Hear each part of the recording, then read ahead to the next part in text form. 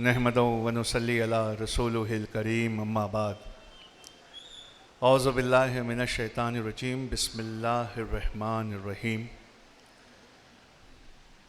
अल्लाहुम्मा रब्बि इश्रह ली सदरी व यस्सिर ली अमरी वहलुल उक़दतम मिन लिसानी यफ़क़हू क़ौली रब्बि ज़िदनी इल्मा अल्लाहुम्मा सल्लि अला सय्यिदना मौलाना मुहम्मदिन बारिक वसल्लिम सल्लु अलैहि सलातो व सलामन अलैका या रसूल अल्लाह सल्लल्लाहु ताला अलैहि वसल्लम।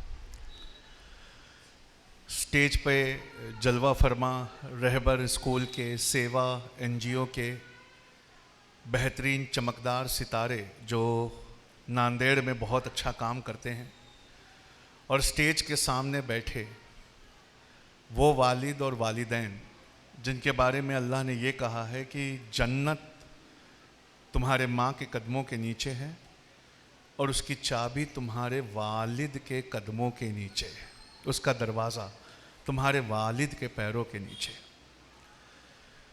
देखिए, एकदम सीधी सीधी बात करते हैं, मुझे भी फ़्लाइट पकड़ना है, एकदम काम की बात से शुरू करते हैं। हम जिस दुनिया में पैर रख चुके हैं वो दुनिया उस दुनिया से बिल्कुल अलग है जिस दुनिया में आप पैदा हुए थे। आपका बच्चा जिस दुनिया में कदम रखेगा वो दुनिया आपकी दुनिया से बिल्कुल अलग है। आप जब पैदा हुए थे तो एक फैमिली थी, ये जब पैदा हुए हैं तो एक फैमिली जो हाथ में मोबाइल लेकर बैठी है वो है। आप जब पैदा हुए थे तो खाने पर अच्छी बातें होती थी, लाइट जाने पर एक दूसरे से सच में मुलाकातें होती थी। ये जिस दुनिया में पैदा हुए हैं वहाँ पर बैठते तो ये अपने वालिद के बाजू हैं, लेकिन जैसे रसूलुल्लाह ने बताया था कि वो बैठेगा अपने वालिद के करीब पर उससे कई 100 किलोमीटर दूर होगा। हम बैठे तो उसी सोफे पर है जिस सोफे पे हमारे माँ बाप बैठे, पर हमारे हाथ में एक मोबाइल है जिससे हम कई 100 किलोमीटर दूर अपने दोस्त से बात कर रहे हैं। आपके ज़माने में पढ़ना और नौकरी मिलना आसान था क्योंकि आपका मुकाबला नांदेड़ के बाकी लोगों से था। इनके ज़माने में वो बहुत मुश्किल है क्योंकि इनका मुकाबला इंसानों से नहीं है, सोचने वाली मशीनों से।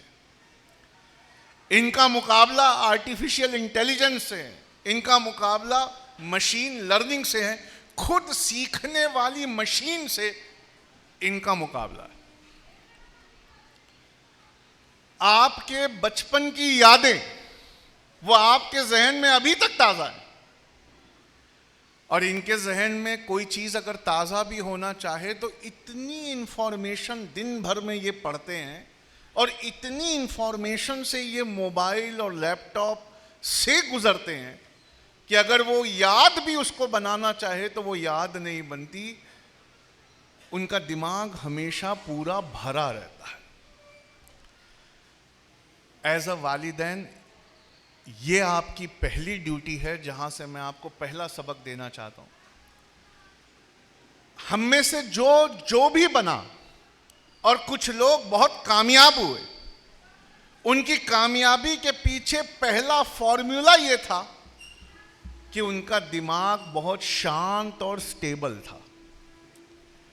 आपके सामने सबसे बड़ा चैलेंज जो आने वाला है अपने बच्चों को लेकर वो ये है कि उनका दिमाग, उसे शांत, उसे स्टेबल हम कैसे करें। क्योंकि आपके बच्चे का दिमाग सब कुछ होगा आने वाले ज़माने में, बस वो शांत और स्टेबल नहीं हो। क्यों? हर सेकंड, हर क्लिक पर कोई नई बात उसके सामने आकर खड़ी हो जाए। दिमाग को शांत करना, स्टेबल करना और किसी चीज़ पर फोकस करना, ये आपकी तरबियत का पहला सबक होगा। दूसरा, हमें किसी ने बचपन में ये नहीं बताया था कि कुछ चीज़ें इंसान के हाथ में होती हैं और कुछ चीज़ें इंसान के हाथ में नहीं होती। दो लिस्ट बननी चाहिए, वो जो हमारे हाथ में है, वो जो हमारे हाथ में नहीं है, और मेहनत हमेशा उसी पे करना चाहिए जो हमारे हाथ में है। जो हमारे हाथ में नहीं है उसी को अल्लाह पे छोड़ना चाहिए। लेकिन आप और मैं भी कुछ हद तक ऐसे जिंदगी में बड़े हुए जहां हम उन चीजों पर मेहनत करते रहे जो हमारे हाथ में नहीं थी। मिसाल के तौर पर इज्जत, मिसाल के तौर पर दौलत, मिसाल के तौर पर शोहरत, ये सब अल्लाह के हाथ। हमारे हाथ में मेहनत है, हमारे हाथ में ध्यान लगाना है, लगन लगाना है, पूरी तरह डूब कर पढ़ना है। ये बात हमें किसी ने बचपन में नहीं समझाई थी कि देयर आर टू लिस्ट। आपको आपके बच्चे को ये बात समझानी होगी कि 2 लिस्ट है बेटा, एक जो तुम्हारे हाथ में, बस उसी पे मेहनत करो, एक जो तुम्हारे हाथ में नहीं है वो अल्लाह के भरोसे छोड़ो। तीसरी मोस्ट इंपॉर्टेंट चीज वो है, हमें ये बात किसी ने नहीं बताई थी कि जो चैलेंजेस आते हैं जिंदगी में वो हमें तैयार करने या कुछ बनाने आते हैं। हमें लोगों ने चैलेंजेस से डरना सिखाया। हमारे माँ बाप इतने फिक्रमंद हो जाते, खासकर हमारी अम्मी इतना डर जाती और वो हमें इतना डरा देती कि अभी फेस कैसे करना है, उससे बाहर कैसे आना है, ये बात सोचने के लिए पहले हमें रोना बंद करना पड़ता। आपके पास जब आपका बच्चा कोई बवाल लेकर आए तो आपको नई चीज करनी होगी। आपको उसको समझाना होगा कि ये चैलेंज नहीं है, ये डिफिकल्टी नहीं है, ये तुम्हारा कोच है जो आने वाले जमाने में इससे बड़ी डिफिकल्टी के लिए तुम्हें तैयार करने आया है। हम अपनी जिंदगी में 1 सेकंड रुक कर देखें कि हम कहां पहुंचे हैं तो जवाब आएगा, हम वहीं पहुंचे हैं जितना बड़ा चैलेंज हमने अपनी जिंदगी में उठाया। हम जब बड़े हो रहे थे तो जितना बड़ा चैलेंज हमने लिया वहां तक हम गए और वैसा बनकर रह गए, और उसके बाद से कोई तरक्की नहीं हुई, क्योंकि उसके बाद से हमने अपने कंफर्ट जोन को ढकेला नहीं। आपको आपके बच्चे को यह बात सिखानी होगी कि कंफर्ट जोन को लगातार ढकेलते रहना पड़ता है, उसे बड़ा करना पड़ता है। आपके जमाने में आपके टीचर को सारे आंसर नहीं आते थे। आप अपने बारे में छोड़ दीजिए, आपके टीचर को भी सारे आंसर नहीं आते थे। आज के जमाने में दुनिया का कोई भी सवाल सिंगल क्लिक दूर है। दुनिया का कोई भी जवाब, किसी के घर का पता, कोई कुरान की आयत, कोई हदीस, कोई जानने वाली चीज, हर चीज एक सिंगल क्लिक पर इस दुनिया में समेट कर आ गई। आपके जमाने में वैसा नहीं था, इनके जमाने में यह है। आपके जमाने में मुकाबला आपके स्कूल के बाकी लोगों से था, इनके जमाने में यह मुकाबला इस मोबाइल से। जब तक कि आप उनको इस मुकाबले के लिए तैयार नहीं करेंगे वो कहीं नहीं जा रहे, वो कहीं नहीं जा रहे। आपके जमाने में नौकरी करना बहुत बड़ी बात थी, और नौकरी करने वालों के लिए एक लाइन है मेरे पास, अच्छे पैकेज पे नौकरी करने वालों से कभी मुलाकात की है? अच्छे पैकेज पर नौकरी करने वालों से कभी मुलाकात की है? जवाब है हां, रॉन्ग। जो अच्छे पैकेज पे नौकरी करते हैं उनके पास मुलाकातों का टाइम नहीं होता। उनकी मौत 25 की उम्र में हो जाती है, सिर्फ कफन दफन 60-70 में होता है। क्यों? उनकी नौकरी से सिर्फ उनको या उनकी बीवी को या उनके बच्चों को फर्क पड़ता है। वो सवेरे 9 बजे ऑफिस जाते हैं, रात को 8 बजे आते हैं, आने के बाद फिर फोन चालू करते हैं, और रात को सोने तक और सवेरे उठने के बाद ऑफिस जाने तक लगातार वो उस फोन पे होते हैं। न वो समाज के किसी काम आते हैं, न किसी की तरक्की के लिए किसी को इंस्पायर करते हैं। हाँ, ये है कि माँ बाप बड़े फक्र से उनका पैकेज सुनाते, अरे मेरा बेटा 18 लाख रुपए साल पर है। अच्छा, मेरा बेटा 24 लाख रुपए साल पर। उनसे ये पूछो कि तुम्हारे पास तुम्हारा बेटा है कि नहीं है। इनके जमाने में आपको इनकी तरबियत किसी और तरीके से करनी हो, इन्हें अपनी फील्ड का एक्सपर्ट बनना होगा, सिर्फ 5 साल नौकरी करनी होगी, और किसी ऐसे बॉस के अंदर नौकरी करनी होगी जो बहुत जालिम होगा, इनसे बहुत काम लेता होगा, लेकिन 5 साल इस नियत से नौकरी करनी है कि मैं अपनी फील्ड की हर बात सीख लूं और सीखने के बाद अपनी फील्ड की सबसे अच्छी कंपनी मैं खुद खोलूं। आपके मां बाप ने आपको बड़ा किया था यह कहकर कि तुम्हें बहुत बड़े ओहदे पर जाना है, आपको इनको बड़ा करना पड़ेगा यह कहकर कि तुम्हें बहुत बड़े ओहदे देने वाला बनना है। You cannot be a job seeker anymore. You have to be a job giver. आपके जमाने में ऐसी कंपनियां नहीं थी साहब जैसी कंपनियां आज है। पूछिए कैसी? जोमैटो का नाम सुना है आपने? 1,08,000 करोड़ की कंपनी जोमैटो क्या करती है? क्या करती है? Food delivery. कैसी फूड डिलीवरी? किसी भी होटल से अच्छा खाना मिनटों में आपके दस्तरखान तक पहुंचा देती है। ऐसी है ना? एक सवाल है, क्या जोमैटो खुद खाना बनाती है? क्या जोमैटो खुद खाना बनाती है? नहीं। जोमैटो समाज के ताने बाने का फायदा उठाती है। पूछिए कौन सा? मुसलमानों का खाना सबको पसंद है, पर मुसलमान मोहल्लों में सोशल मीडिया में फैलाए गए नफरत के चलते कोई आकर खाना नहीं खाना चाहता। सिर्फ सोशल मीडिया पे फैलाई नफरत ही नहीं है, सच में हमारे मोहल्ले बहुत गंदे हैं। वहां आकर लोग खाना नहीं खाना चाहते, लेकिन खाने में टेस्ट बहुत है। तो एक कंपनी आई साहब, उसने क्या किया? अच्छी होटलों से, मदीना होटल, मक्का होटल से बिरयानी उठा के किसी अच्छे हिंदू परिवार के दस्तरखान पे गरम गरम लगा दी। कितना कमाया उसने? 1,08,000 करोड़। क्या आइडिया लगाया उसने? खाने वाले इधर, खिलाने वाले इधर, मुझे सिर्फ ब्रिज में बनना है। आप नूरी चश्मा घर खोलकर बैठे हैं, कोई ग्राहक आएगा तो उसको चश्मा बेचेंगे। और दुनिया में एक कंपनी ऐसी है जिसमें एक ऐप है, ऐप में आप अपना सेल्फी के कैमरे में अपने आप को देखिए, उंगली के इशारे से फ्रेम बदलते हैं। जो चश्मे का फ्रेम पसंद आया क्लिक करिए, 24 घंटे में एक पर एक फ्री आपके घर में चश्मा डिलीवर हो जाता। नूरी चश्मा घर वाला अभी भी अपने चश्मों को साफ करते बैठा है। उसके पड़ोसी के घर में लेंस कार्ट 2 चश्मे डिलीवर करके चला गया। आपकी दुकानों में आमदनियां कम हो रही हैं, आप कह रहे हो अल्लाह आजमा रहा है। वो आजमा नहीं रहा, वो चाहता है कि तुम भी ऐसी कोई अकल लगाओ। और खुद अगर अकल नहीं लगा सकते तो अपने बच्चों से कहो कि बेटा ये ऐसा बिजनेस है, अगर तुम इसको करते तो कैसे करते। आप अपने बिजनेसेस की एडवर्टाइजमेंट करते हैं, इस बात से अनजान है कि एडवर्टाइजमेंट का जमाना चला गया। आप अपने बच्चे से कभी बोलिए कि मुझे ये खरीदना है, बताओ कैसे खरीदूं, तो कहता है पापा अमेज़न पे चलते हैं, वहां रेटिंग एंड रिव्यू है।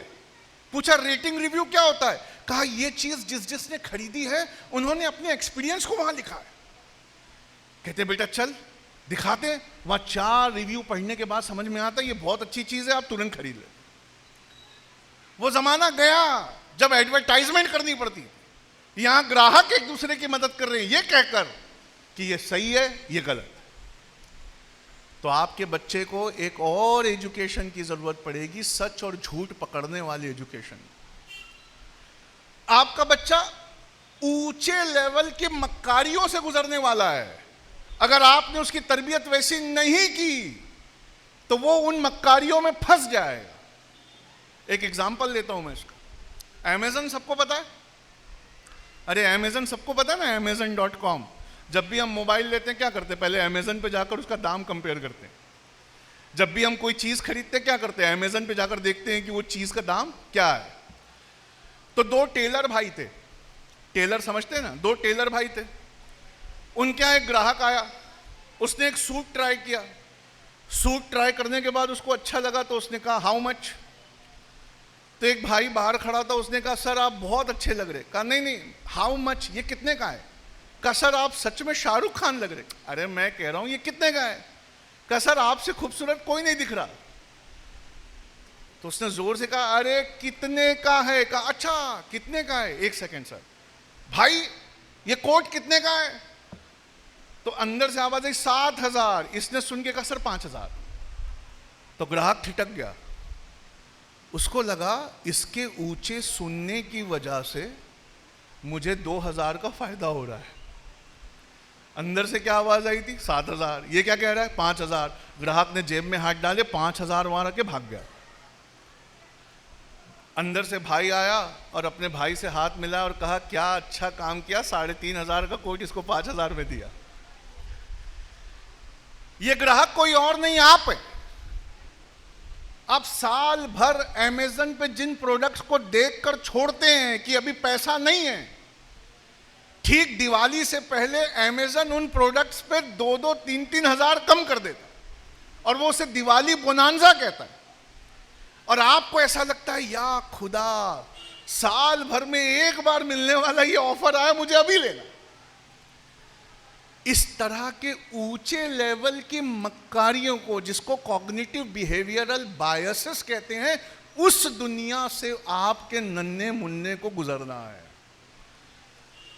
इसका मतलब है कि सिर्फ स्कूल के सिलेबस के पढ़ाने से कुछ नहीं होगा, उसके अलावा भी बहुत सारी चीजें हैं जहां उसका दिमाग खोलना पड़ेगा। इसकी एक मिसाल देता हूं। मैं यूपीएससी का टीचर हूं, आईएएस को पढ़ाता हूं। आईएएस में आपने सुने होंगे ऐसे सवाल, भाई गांधी जी कब पैदा हुए? गांधी जी की बीवी का नाम क्या था? गांधी जी उन्होंने पहली बार प्रैक्टिस कहां पर स्थापित की? ये सवाल अब यूपीएससी में नहीं आते। जिसने भी आपको ये सवाल बताया उसने गलत बताया। क्यों? ये सवाल का जवाब इंटरनेट पे फ्री है। आपके पास अगर आईफोन है तो उसकी माइक को दबा के बोलना है, आपको माइक को दबा के बोलना है सीरी गांधी जी कब पैदा हुए थे? सीरी स्पीकर में से बोलती है 2 अक्टूबर 1869 को सर। सीरी गांधी जी की माता का नाम क्या था? गूगल के ऊपर से सीरी पढ़ के सुनाती है, सर पुतली बाई था सर। सीरी गांधी जी ने प्रैक्टिस सबसे पहले कहां खोली थी? सूरत में सर। यूपीएससी को लगता है किसी अमीर बाप का बेटा, क्योंकि कलेक्टर तो सबको बनना है, किसी अमीर बाप का बेटा इतना छोटा अमेज़न का स्पीकर कान में पहन कर आएगा और एग्जाम देने का नाटक करेगा और आईएएस पास कर जाएगा। तो स्पीकर पहन कर आएगा और बोलेगा अच्छा पानीपत की पहली लड़ाई मैंने पढ़ा था, पानीपत की पहली लड़ाई। अलेक्सा कान में धीरे से बोलोगी, अलेक्सा पता है ना 3,500 रुपये, अलेक्सा कान में धीरे से बोलेगी पानीपत की पहली लड़ाई बाबर और इब्राहिम लोदी के बीच हुई थी सर। अरे याद आया, बाबर और इब्राहिम लोदी, वो मार्क करेगा। पानीपत की दूसरी लड़ाई, दूसरी सर अकबर और हेमू विक्रमादित्य, हाँ मुझे याद आ गया। और इन्विजिलेटर की तरफ देखकर एक्टिंग करेगा, बहुत टफ पेपर है, जबकि वो कान में सुनकर सब मार्क कर रहा है। यूपीएससी कहता है ऐसा नहीं होगा, चाहे कान में अमेज़न पहन कर आओ, सीरी और एलेक्सा को सामने खोल दो, जितने लैपटॉप ऑन कर सकते हो ऑन करो, जिस प्रोफेसर को बुला सकते हो बुला लो, फिर भी तुम फेल हो जाओ। तो इंसान कहता है ऐसे कैसे फेल हो जाएंगे? सब कुछ तो इंटरनेट पे लिखा हुआ है, वहां से किसी भी सवाल का जवाब पढ़कर तुम्हारा आंसर दे देंगे। यूपीएससी कहता है नहीं, हमारे सवालों का जवाब तुम्हें इंटरनेट पर नहीं मिल सकता। पूछा कैसे? सवाल सुनिए, मेंस में आता है, मुख्य परीक्षा में 30 नंबर का सवाल। आज गांधी जिंदा होते तो क्या कर रहे होते? अलेक्सा आज गांधी जिंदा होते तो क्या कर रहे होते? एलेक्सा खामोश है, कोई जवाब ही नहीं दे रही। अरे एलेक्सा आज गांधी जिंदा होते तो क्या कर रहे होते? एलेक्सा चुप है। एलेक्सा कहती है सर ये सवाल इंसानों के लिए बनाया गया, मशीनों को परेशान ना करे। सवाल नंबर दूसरा, छोड़ दो नहीं आता। सवाल नंबर दूसरा, पानीपत, जैसी पड़ा पानीपत, एलेक्सा ने कान में कहा सर पहली लड़ाई सर बाबर और इब्राहिम। पानीपत, सर दूसरी लड़ाई सर, हेमू अकबर, अरे पानीपत, अरे सर तीसरी लड़ाई सर, अफगान मरा, अरे नहीं रे बाबा। यूपीएससी पूछ रहा है इतनी लड़ाइयां पानीपत में ही क्यों हुई? एलेक्सा, इतनी लड़ाइयां पानीपत में क्यों हुई? सर इसका जवाब तो सिर्फ वो प्रोफेसर दे सकता है जिसने गहरे से बैठकर हर लाइन पर सोचा है। और जो बच्चा हमारे इंस्टीट्यूट से सेकंड रैंक आया था उसने क्या खूब आंसर लिखा था, सुनिए। उसने लिखा था अगर आज गांधी जी जिंदा होते तो इंडिया में मुसलमानों की तरफ से लड़ रहे होते, तो हम उनको इंडिया से निकाल देते, वो पाकिस्तान जाते, चुप ना बैठते, वहां हिंदुओं की तरफ से लड़ रहे होते। जब पाकिस्तान उनको निकाल देता तो अमेंडेड सीए में हम अपने ही राष्ट्रपिता को वापस लेते। गांधी जी अपना केस सुप्रीम कोर्ट में खुद लड़ते, क्योंकि बापू खुद बहुत बड़े वकील थे, इंग्लैंड से बैरिस्टरी पढ़कर आए थे। गांधी जी जिस बनिया थे, जिस दिन खाने पीने की चीजों पे जीएसटी लगाई गई, अगला डांडी मार्च उस दिन निकालते। और जिस दिन मर्यादा पुरुषोत्तम के मंदिर का निर्णय आया, गांधी जी उस दिन 9 दिन का उपवास रखते कि हिंदू मुस्लिम को मत लड़ाओ, मर्यादा पुरुषोत्तम का असली जगह दिल में है। गांधी जी की आरती और भजन यूट्यूब पे सुनने सवेरे और शाम लाखों लोग लाइव आते, फेसबुक पे उनके सबसे ज्यादा फॉलोअर होते, और ट्विटर पे बराक ओबामा खुद उनको फॉलो कर रहे होते। आप देखिए उस बच्चे ने क्या आंसर लिखा। आप होते तो उसे फर्स्ट रैंक देते, यूपीएससी ने उसे सेकंड रैंक दिया। इसका मतलब है जैसी पढ़ाई वो कर रहा है, आने वाले जमाने में वैसी पढ़ाई किसी काम की नहीं है, क्योंकि वो रट रहा है। और रटने में आप एलेक्सा, सीरी, विकिपीडिया और गूगल का मुकाबला नहीं कर सकते। कुछ दिन बाद आपको, आज अगर आपके हाथ में मोबाइल है तो अभी करिए, यूट्यूब पे एक नाम टाइप करिए, न्यूरालिंक। न्यूरालिंक एक चिप है छोटी सी, जो ऑपरेशन करके आपके बालों के पीछे यहां फिट कर दी जाएगी। अभी बंदर पे एक्सपेरिमेंट चल रहा है। एक बार न्यूरालिंक यहां फिट हो गई तो फिट होने के बाद अपाहिज इंसान चलने लगेगा। आप न्यूरालिंक के उस वीडियो में देखेंगे कि हमारा दिमाग अपाहिज है, अगर हमारा पैर नहीं उठता तो हमारा दिमाग पैर को ये हुक्म देता है कि उठो, पर बीच में कहीं तार ब्रेक है तो पैर उठ नहीं पाता।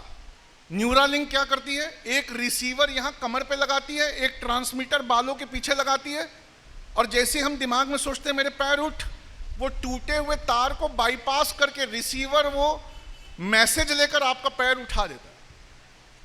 आप चलने लग रहे हो, आप चलने लग रहे हो। उसी न्यूरालिंक में आने वाले जमाने में डिग्रियां डाउनलोड होंगी। अब आपको यह सुनकर बड़ा अचंभा लगेगा कि अगर डिग्रियां डाउनलोड होंगी तो फिर एजुकेशन का क्या फायदा। लेकिन डिग्रियां उसमें डाउनलोड होंगी, और वो डिग्रियां आज भी फ्री हैं इंटरनेट पे अगर आप कोई डिग्री करना चाहें। लेकिन एजुकेशन कोई और चीज होगी। उस डिग्री में जो लिखा है उस पर बैठकर सोचना, उस पे गहरी फिक्र करना, उसको शामिल होकर सीख जाना, उस पे सवाल खड़े करके अपने आप को जवाब देना, ये चीज वो चिप नहीं कर पाई।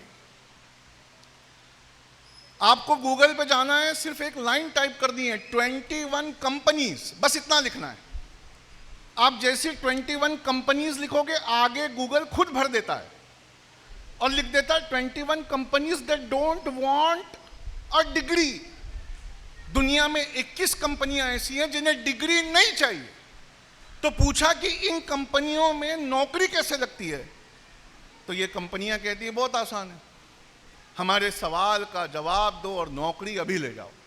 पूछा क्या सवाल है, कहा साहब हम घड़ी बनाने की कंपनी है, आप इस स्मार्ट वॉच में कुछ ऐसा डाल दीजिए कि पूरी दुनिया में सिर्फ हमारी ही वॉच बिके, किसी और की वॉच ना बिके।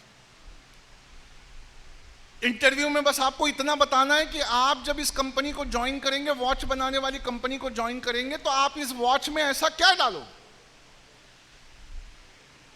तो जिसने वहां जवाब दिया उसने क्या शानदार जवाब दिया था। उसने कहा कि बॉडी का टेम्परेचर लेती है एप्पल की घड़ी, खून के अंदर का ऑक्सीजन लेवल बताती है एप्पल की घड़ी, बैठे बैठे आपका ईसीजी लेती है एप्पल की घड़ी,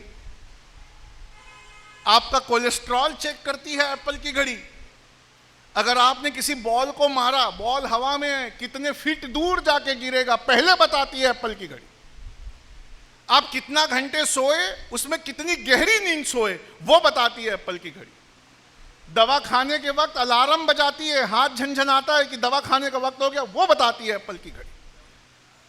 और ये जवाब जिसने इंटरव्यू में दिया था उसे सिर्फ नौकरी नहीं मिली, एप्पल ने ये घड़ी बनाई और सारी दुनिया में one of the best selling watches में है ये एप्पल की घड़ी। इसका मतलब है आने वाले जमाने में वो बिस्लेरी ज्वाइन करेगा तो बिस्लेरी की कंपनी उसके सामने बॉटल रख देगी और कहेगी ये हमारी बॉटल है, बताओ इस बॉटल को हम और ऐसा क्या करें कि सिर्फ दुनिया में हमारी बॉटल बिके।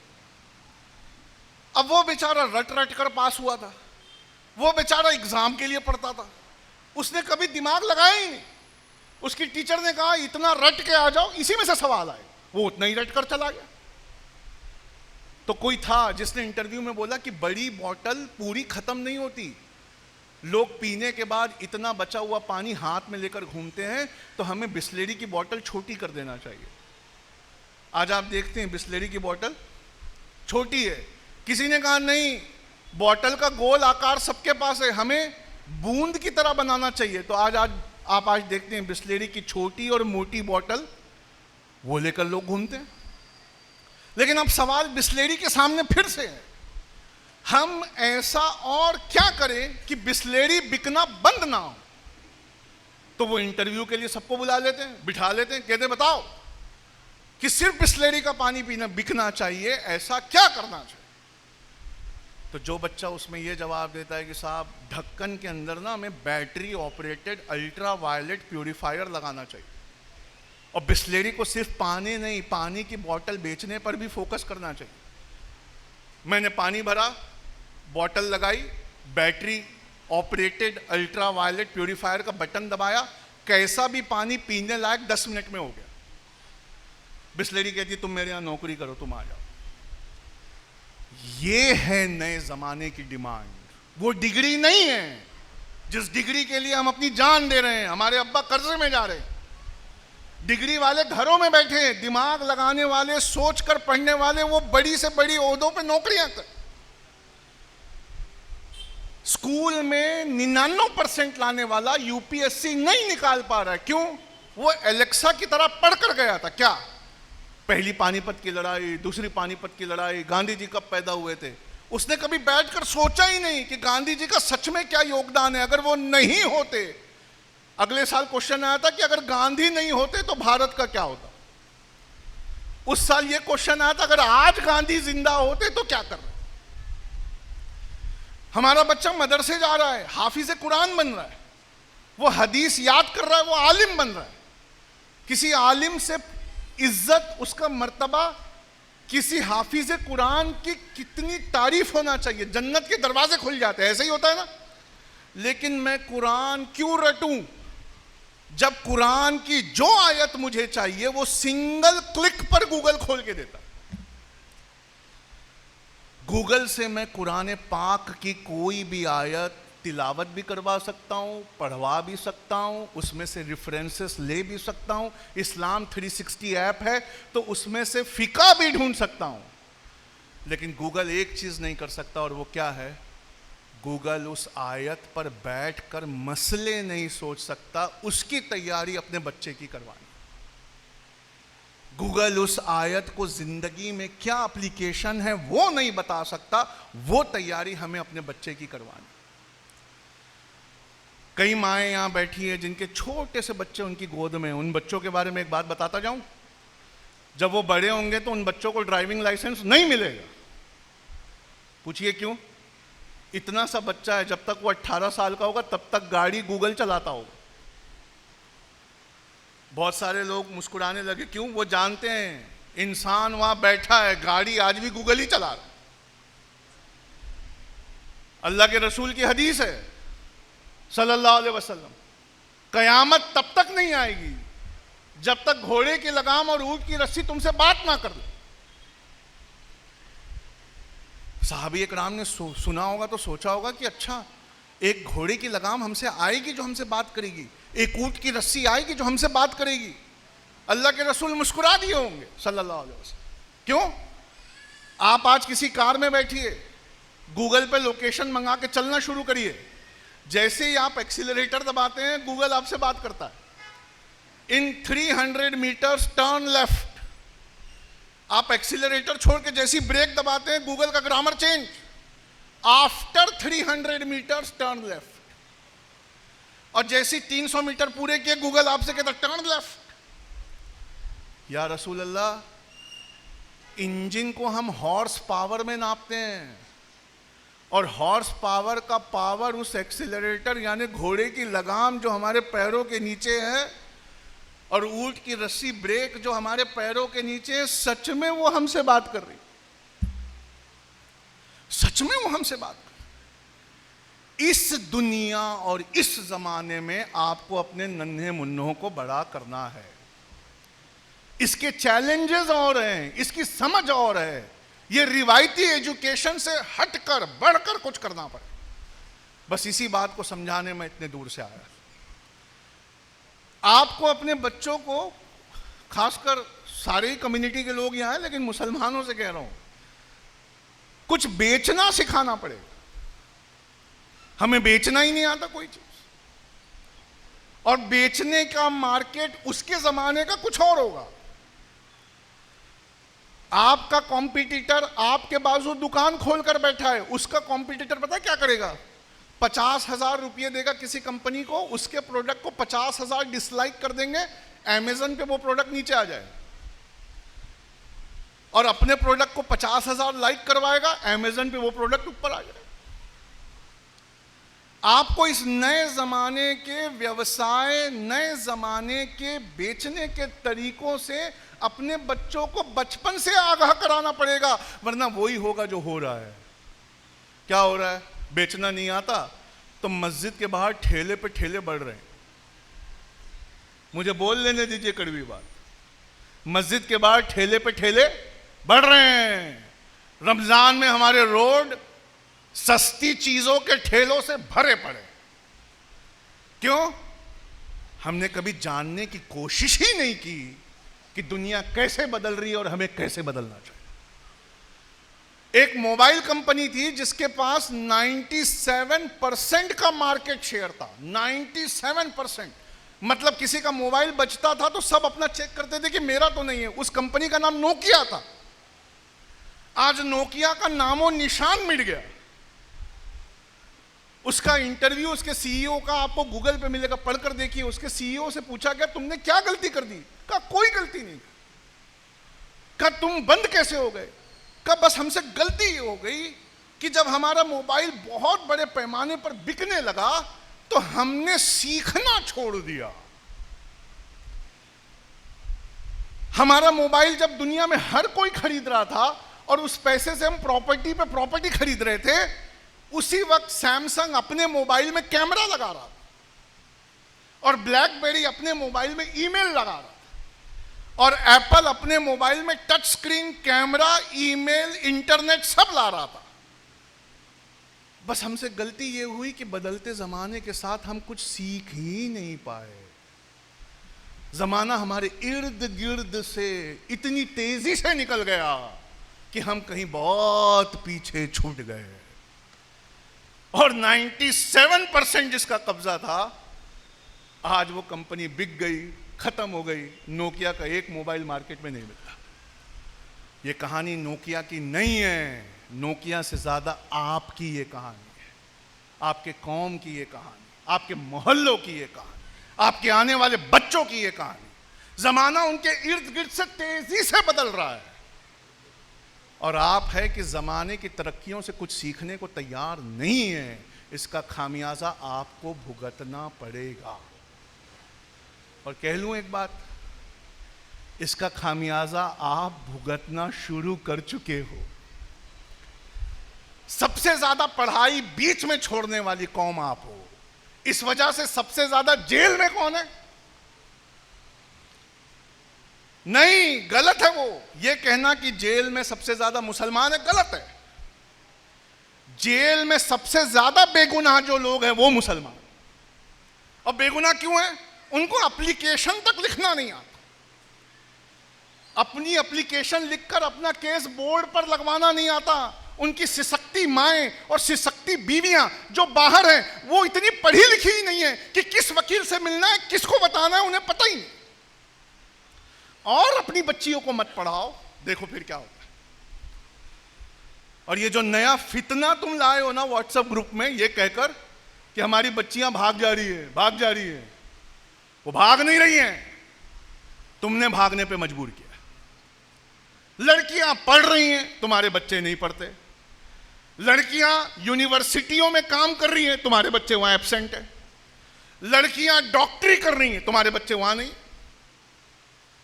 तुम्हारा लड़का पढ़ ही नहीं रहा है, लड़की पढ़ रही। टक्कर के रिश्ते मिल ही नहीं रहे। तो फिर क्या हो रहा है? किसी का बेटा गलती से पढ़ ले तो उसके यहां से 5 लोग उसके लिए दुनिया की सबसे गोरी लड़की ढूंढने निकल रहे। काली खाला, काली फुफ्फू, काली बहन अपने पढ़े लिखे भाई के लिए सबसे गोरी भाभी ढूंढने जा रहे।